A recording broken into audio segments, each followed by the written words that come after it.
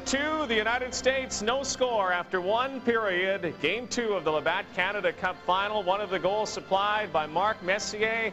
Screamer of a wrist shot over the shoulder of Mike Richter. And Mark Messier gives Canada the 1-0 lead, eventually 2-0. Wow, what a period.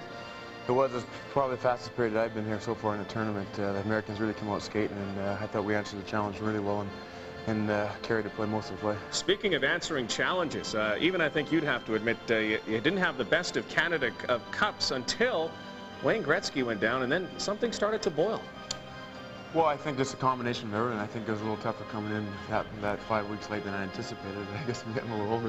Yeah. Can't do those crazy things like I used to be able to. But you know, I was really honored that they phoned me so late. I was actually really prepared. I'd worked out pretty hard this summer, and when they phoned that late, I was more than honored to be able to come and try to lend a hand. You're the kind of player, they call you the express or the freight train. Once you get rolling, you really get a lot of momentum. You had lots of ice time in the first period.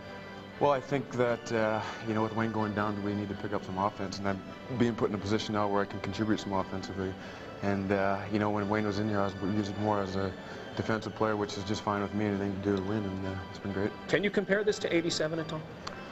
No, because every team's different. This is a completely different team. '87 is a different team, and '84 is a different team.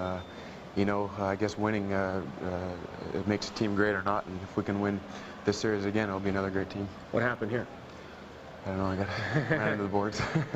I know you're thinking about Canada Cup, and I know you're on the verge of perhaps winning another.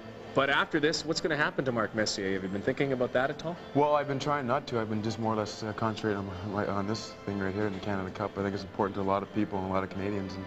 And you know, no one player is bigger than the game itself, and I surely don't pretend to be. And I think right now I just want to concentrate in the Canada Cup because, like I said, it's important to a lot of people. Have you talked to Wayne quite a bit since he went down? He's been pretty sore. He's up and around. He's walking around, but he's pretty sore, and I think we've seen the last of Wayne from the tournament.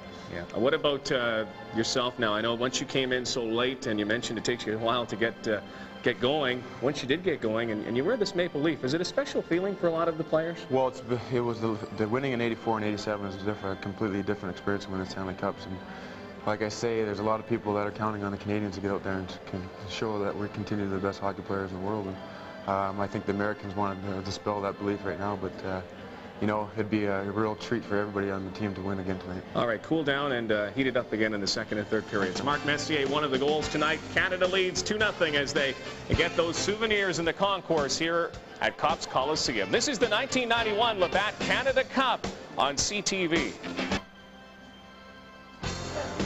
Welcome back to our viewers watching across America on Sports Channel. Team Canada leading the United States 2-0 after one period of play in Game 2 of this Labatt Canada Cup final.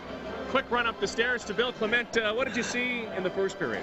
First of all, if anybody's watching that's really a hockey fan and their heart rate isn't up to about 120 beats a minute, they better call the doc. I mean, there was a fabulous first period of hockey. Team USA did a lot of things right. Team Canada did some things better. Team USA, again, you know, they're down 2-0, but it could be a little bit different right now. They had some opportunities. Yeah, they had some opportunities. We're going to take a look at 3 of them, and if not for Bill Ranford, the score could be different. But one thing is evident in this period, Rod, that Team Canada is able to dominate the corners. When Team USA can get it out here in this area, in the neutral zone, look what they can do. Beautiful long lead pass from Weinrich to Kevin Miller, robbed by Bill Ranford.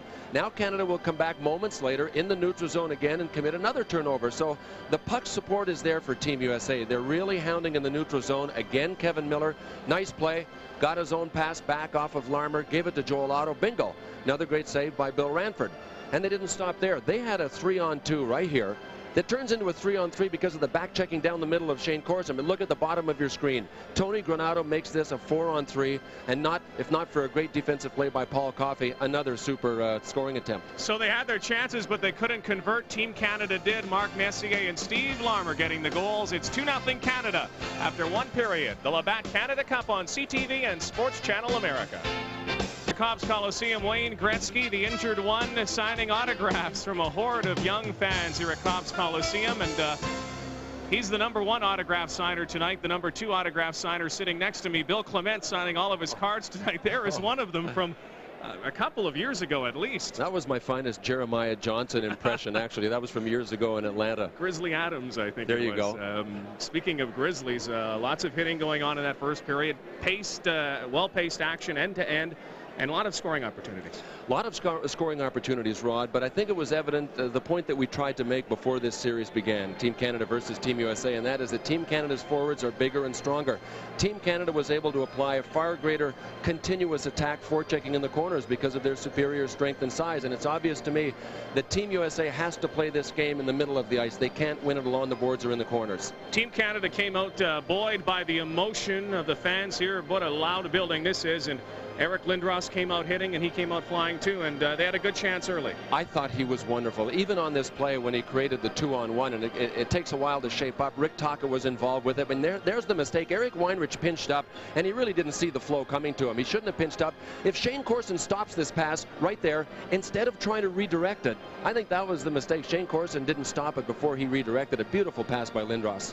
Mark Messier, I mean, this guy is like the raging bull when he gets a hold of the puck and when he is on a mission, and he is obviously on one now. He seems to sense, doesn't he, when it's time for him to take over. And here he was looking to pass. Mark Messier, of all of the players on the ice, I think would rather pass than shoot.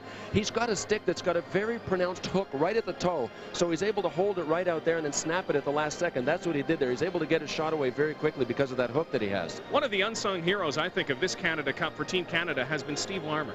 Oh, Steve Larmer is fabulous. It's wild that he hasn't been involved in every Canada Cup because he's such a fabulous player, but he does things so quietly. Two mistakes here, interestingly enough, one by Gary Suter there at the end, and then the two Blackhawks lock up, Chelios and Larmer. A spinorama move. Mike Richter really gave him a little too much room on the short side on that one, but a really persistent Team Canada.